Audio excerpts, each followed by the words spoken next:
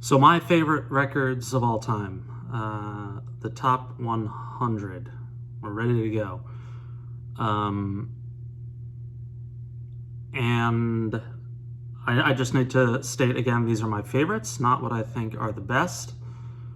I looked over I went through the list today and realized that there are a lot of great records, some of the greatest records ever made, that are my favorite, that could have easily fallen in this top 100. But as I said, I'm not being prescriptive about it, so tried to have some fun with it and not overthink it, and we are ready to go. Again, these are all on vinyl, so if you want to see a few CDs that have not been released on vinyl that would have made my top 100, the prior video that I posted will show you those. The biggest one being Richard Buckner's Devotion and Doubt, which is a top 10 record of all time for me in terms of favorites, and would have undoubtedly made the list if there was a version on vinyl. So here we go. We're going to do 100 to 81. That's in the title. I haven't written the title yet, but I'm going to put that in the title. To start, we'll do these every few days, I guess, and I figured it would be easier to go through 20 at a time than 10. So I'll try to be somewhat quick, but add a little bit of a story to each. 100 is I Feel Alright by Steve Earle. I'm going to look over here a few times just to confirm the dates. This came out in 1996. This is really when I discovered Steve Earle, maybe a little bit prior. Right around, he had the 3 in a row, and I can't remember the order, of El Corazon, I Feel Alright, and Train a Comin', which is my favorite era of Steve Earle. This is right after he became a free man, after he was let out of prison. But I Feel Alright is just, for me, I think it's Steve Earle's best record, top to bottom, just such an outstanding record. You're Still Standing There with Lucinda Williams, the opener of I Feel Alright. I saw him on this tour, saw him in Central Park, and he was just phenomenal. So at 100, Steve Earle's I Feel Alright. At 99, another singer-songwriter, sort of in the same vein as Steve Earle. This is Blaze Foley, and this is live at the Austin Outhouse. So I discovered this when I went to South by Southwest, either for the first or second time. It was either 1999 or 2000. And every year we would go, we would make a trip to Waterloo Records. At the time, we would buy CDs. And I remember I walked in, and they were playing this record. I went up to the front and asked the gentleman working there, who is this? He said, you're like the 15th person who's asked me that. This is Blaze Foley. He's not very well known. He's a Texas singer-songwriter. This was recorded in 1988. There's a tremendous movie called Blaze, which was Ethan Hawke directed it. I saw that in the movie theaters a few years ago, and I was the only person there. Pre-COVID. It's like 3 years ago, 2 years ago. Whenever it came out, I saw it in Santa Cruz. And it was the first time ever. And I've gone to many movies alone. That sounds sad. I like going to movies alone. And it was the first time ever. And I've seen a lot of independent movies throughout New Jersey and California that didn't get a lot of praise, but I've never been to one alone. So Blaze Foley wrote Clay Pigeons, which has been covered by John Prine, and this is just this live record. There's not much material for Blaze Foley, but this live record is phenomenal. And if not for South by Southwest, I may never have discovered them. All right, number 98. And some of these are in the list because they have stories, or they had some sort of transformative influence on my life. So at 98 is Simon and Garfunkel, The Concert in Central Park. Now, this came out in 1982. The concert was in 1981. And I remember this was aired on HBO. And I remember my family growing up in New Jersey. I remember we couldn't afford HBO, but somehow, I think we were in a trial period or something. And we had HBO. And I remember I used to watch, my parents would watch television downstairs, and I would always watch it on my mother and stepfather's bedroom floor. I would watch Knicks games up there, Yankees games, and I remember I somehow came across this. So I was only 8 or 9 years old. At the time, I was just learning about music outside of the music that my parents played for me. And this was one of my first discoveries. I remember watching this and just being absolutely in awe. I remember, I told my mom this story recently. I remember she would call up to me for dinner every night. We would eat, I think at 5:30 or 6 every night. And I begged her to let me miss dinner so I could keep watching this concert. It had that much of an impact on me. So I got this recently, and it's in my top 100 because of the impression it left on me that afternoon. Number 97 came out in 1990, and this is the Yo La Tengo record Fake Book. A lot of covers on here. In 1995, I interned at Bar None Records in Hoboken, New Jersey. And that's where I discovered Yo La Tengo, because they put this record out. That internship sort of guided the rest of my career up until recently. I wanted to be in music, and they allowed me in, and I'll have another story about Bar None tied to another record soon. But I discovered this record and just fell in love with it. It's like nothing Yo La Tengo's ever done. It's very stripped down. They cover Oklahoma, USA. This is just such an underrated record, and I was thrilled to see Bar None reissue it a few years back.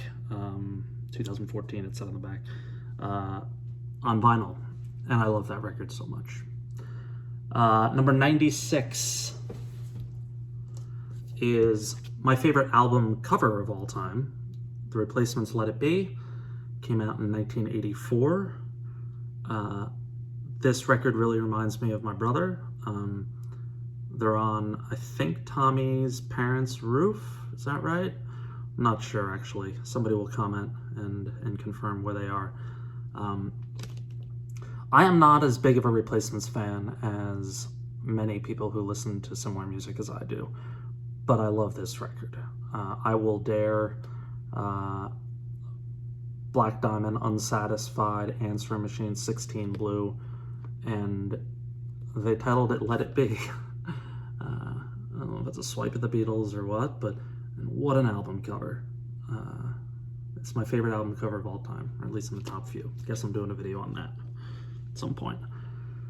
Number 95 came out in 1996. One of my favorite bands that is not very well known, the Vroys, which were fronted by Scott Miller and Mick Harrison. Scott Miller is one of my favorite solo artists now. This was reissued not long ago on vinyl, and they were just a powerhouse of a band in the 90s that I absolutely love. This was produced by Steve Earle and Ray Kennedy. They were on Steve Earle's label, E Squared. I saw them once at Wetlands in New York City, which is not the type of place that the Vroys would play. Wetlands was, I think, primarily like Deadhead bands, or Grateful Dead related bands. And that's who played the night that I saw them. God Street Wine was the headliner, and the Vroys opened. And I used to like God Street Wine. If you don't know them, look them up. But I was there to see the Vroys. I remember I left after the Vroys set. I also remember that during this show, standing next to me was Steve Earle and what I am almost certain was Justin Townsend as a young kid, teenager. I remember they were performing on one of the late night shows, Steve Earle with the Vroys backing him. The song I believe they did was Johnny Too Bad. But I remember Steve was next to me, and a young, tall, skinny kid was next to him. I said something to Steve, and he ignored me about something about how much I love his records or something. He sort of nodded. And Justin, it's just wild to think that Justin was there, and that I saw him as in his youth. So the Vroys, just a fantastic record. Number 94 came out in 2003. Damian Dorado, Where Shall You Take Me? I was a massive Dorado fan for a good decade. I've just recently gotten back into him. I started listening to his most recent records, which I think are sort of a return to form and actually quite good.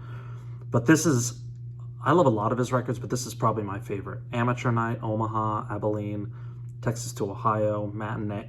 Just listen to Damian Dorado's Matinee. It'll make you happy. Dorado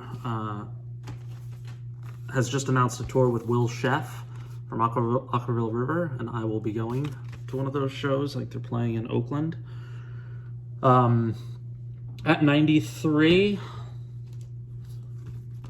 Nick Lowe, Jesus of Cool. This came out in 1978. Nick Lowe is a late discovery for me, and this is the record that, in addition to his singles, What's So Funny About Peace, Love, and Understanding, and a few of his sort of hits. This has Cruel to Be Kind on it. This is the record. I love the sound of Breaking Glass, Music for Money. I love My Label. Just an incredible record. Pure pop for power people. What a treasure Nick Lowe is. What a treasure this album is. 92 came out in 84. REM's Reckoning. One of my favorite REM albums. Just so many great songs on this one. Pretty Persuasion, Camera, Rockville, Harbor Coat. What can you say? I've seen REM twice. I saw them at Walden Woods. Is that the right place? In Massachusetts? Great Woods. Great Woods and Betty Servier opened. This was when I was in college. I think it was the Monster Tour. And they were great. But this is one of my favorite REM records. Making our way through, 91 came out in 1971. Alice Coltrane, let me try to pronounce this. Journey in, not gonna even try to pronounce it. My friend Travis, he and I went record shopping one day. This is a few years ago, and I was just starting to experiment with jazz. And I said, pick one record for me. And he just, without thinking, just said this. So I picked it up, and I've fallen in love with this record. It's one of two records or three, that sort of moved me into jazz, and I'm now becoming, I'm still a novice, but learning a lot and really loving the experience. And this, thank you, Travis. This is just a tremendous record. Next, number 90, the Into the Wild soundtrack. This came out in 2007. This is my brother's. And I can't say more than that, other than he and I loved this book. He and I loved this movie.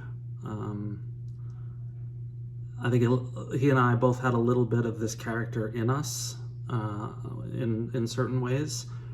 And I treasure the fact that I have this album now. And it's a reminder of my brother. So Eddie Vedder's Into the Wild. I actually have a sweet story on this. I was in Zion National Park, maybe 4 or 5 years ago, driving through, and I had the windows down, and I was blasting this record, and a gentleman, and I believe it was his wife, they walked up to my car, and she sort of poked in, and I turned the volume down, and she said, "My husband has been listening to this record our whole drive," and she heard it playing out of my car. It was a very sweet moment. I'm not a Pearl Jam fan. I don't have any of their records. I mean, I know like 10 and the early stuff, but this record I just love. 89 is Okemon, the Melody of Riot by Sunvolt. So this is the first Sunvolt record post Boquist Brothers and Mike Heidorn. It is a record that grew on me over time and has become one of my favorite Sunvolt records. It's one of my favorite political records. And just Jay Farrar at his sort of crazy horse sounding peak. Songs like Bandages and Scars, Afterglow, 61, Jet Pilot, just clearly about George W. Gramophone, just World Waits for You, the 2 versions of that. Really, really great record. Sunvolt is one of my favorite bands, and this made the top 20. 88 is Bachelor Number Two by Amy Mann, which just came out on vinyl. I don't know why I said that so effusively, but it did just come out on vinyl last year, 2020, yeah. And it originally came out in 2000. This always reminds me of the movie Magnolia, for obvious reasons, but this is just such a great singer-songwriter record. Just like Anyone, How Am I Different, Deathly. God, but these songs are just so, so good. And I'm so happy that it's out on vinyl and that I am lucky enough to own it. 87. From 1992, Freddie Johnston's Can You Fly? So when I refer to Bar None, this is the story. I was home in, it was either 94 or 95, I can't get the dates right. I was working a job as a telemarketer. That was the Sunday job, or the summer job. But I wanted to do something that would sort of move me into a career path, since I was soon to be graduating from college.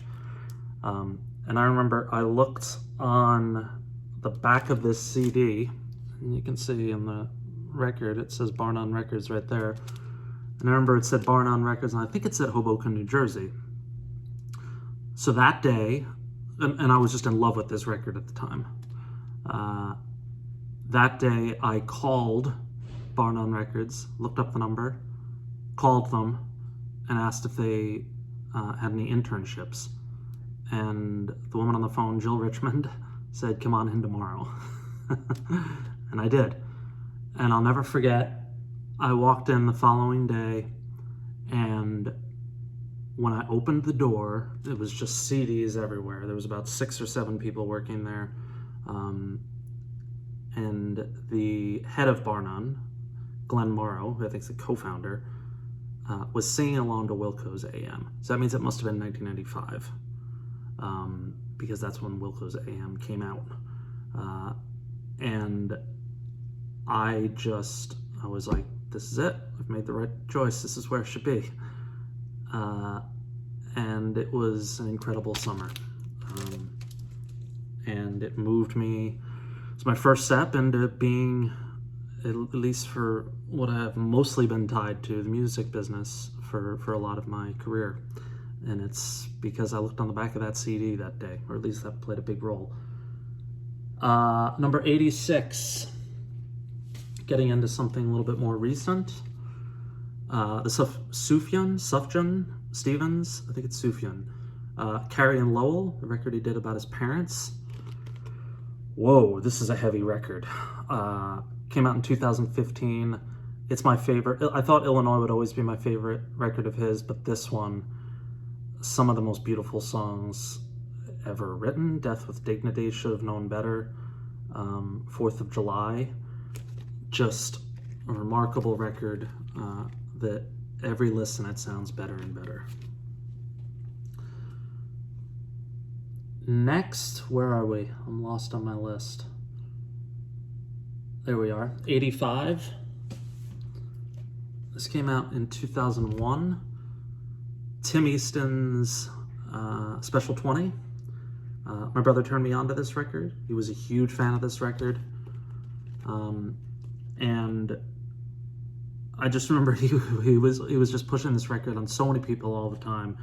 And it is an incredible record. It came out on New West. Rewind, Hey Rosine, Just Like Home, Help Me Find My Space Girl, Troublesome Kind, All the Pretty Girls Leave Town. Man, just a great singer-songwriter, and this is, I think, his best work, Tim Easton. 84. Is it 84? Yes. The Strokes, Is This It? From 2001. This is obviously a period album for me, given that I was living in New York City at the time. I saw the Strokes, I think it was 1999, New Year's Eve, at the Apollo Theater, the Strokes with Guided by Voices. My friend Brian and I remember we went to a bar on Houston Street afterwards, and I remember we opened the front door to the bar to leave, and it was sunny out. So we had stayed at the bar until I think it was 8:30 a.m. Whoa, I don't have that in me anymore. But that was a fun night. Guided by Voices and the Strokes, they were tremendous. New Year's Eve at the Apollo Theater in Harlem. And then we just took a cab down to Houston, went to one bar, put as much money as we had in our wallets in the jukebox, and we didn't have much money back then. But what a night that was. An all-timer. Next is another Freddie Johnston record, coming in at 83. You can see here he signed it. He recently put it out on vinyl. I think he only did about 350 copies. It's amazing that this wouldn't sell 10,000 copies. This, did I say the date already? Yeah, it came out in 94. Bad Reputation, Ebs Tears. This is a big, big record for me, my friends, my brother. Came out on Elektra. Just a great, great record. And I love that I have it. It looks like this is number 55 out of 374. That's the total number. 82. A find from not long ago. David Dondaro's Simple Love came out in 2007. My friend Amanda introduced me to this record. My friend Amanda also did the artwork on this record, I'm pretty sure. Has one of my favorite songs ever in Rothko Chapel, one of the best songs ever written about spirituality. And this is just, once I got into this, I went and bought every David Dondaro record. He still tours all the time, and I just highly recommend this record. Prince William Sound, Simple Love, You Don't Love Anyone, Lone Rose. God, I love this record so much. I'm gonna put it on today. David Dondaro. And lastly, for this run, number 81, and then we are done for the day. And this is a soundtrack, which some may say that's against the rules, and maybe it is, but I put it in because I love it so much. And it's the Inside Llewyn Davis soundtrack. Came out in 2013. This is my favorite Coen Brothers movie by a landslide, and they have a lot of great movies. Or maybe not by a landslide, but I just love this movie so much. I have a picture from the movie signed by Oscar Isaac upstairs in my home, because I love the movie so much. And the songs, Fare Thee Well, Last Thing on My Mind, man, The Shoals of Herring, Old Triangle, I just love everything about this movie. The music, everything about it is just incredible. That's it. 81 to 100. I noted on my last video that I was just about on the cusp of 500 subscribers, which, again, I'm not, this channel is not for business purposes or anything. I do this for fun, but I did note that once I hit 500, I would donate $500 to the mental health nonprofit Backline. Backline.care is their address. It's mental health for the music industry, performers, roadies, tour managers, stage hands. It's wide ranging. They're a wonderful organization. They are new. I am on the board of that organization, so I really believe in what they're doing. So I am 2 subscribers short, and I said I'm gonna make the donation anyway. But I will add to that. And again, this is not to get subscribers. I'm just trying to find a fun way to do this. Anything over 500 for, let's just say, for the rest of 2021, I will give that dollar amount to Backline as well. So once I hit 500, which I might as well just send that now, I will send that donation to Backline. And then if I, at the end of December 31st, if I have 2,000 subscribers, I'll send a check for $1,500 to Backline. So I do want to put a ceiling on that. I'll put the ceiling at, for this year, I'll put the ceiling at $4,000, or 4,000 subs. So that is it. I thank you all for joining. I thank you all again for the nice comments.